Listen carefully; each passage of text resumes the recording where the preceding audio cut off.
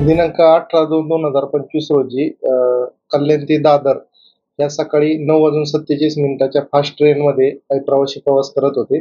तरी यामधील जो आरोपी व्यक्ती आहे, जिया हुसेन अनवर हुसेन शेख, हा मुंब्रा येथील राहणारा आहे व त्याला मुंब्रा या ठिकाणी उतरायचे होते. परंतु सदरची ट्रेन ही फास्ट ट्रेन असल्यामुळे त्याला लोकांनी ट्रेनमध्ये सांगितले की ही ट्रेन मुंब्रा या ठिकाणी थांबत नाही. त्यामुळे त्यांनी गडबडीमध्ये उतरण्याचा प्रयत्न केला असता त्याला सहप्रवाशांना धक्का लागल्यामुळे त्यातून शाब्दिक वाद निर्माण झाला व त्या वादामध्ये त्यांच्यामध्ये भांडण होऊन त्यामधील आरोपी याने खिशातून चाकू काढून 3 प्रवासी अक्षय भाऊसाहेब वाघ, हेमंत कन्हैया कांकरिया व राजेश अशोक चांगलानी यांना किरकोळ दुखापत झालेली आहे.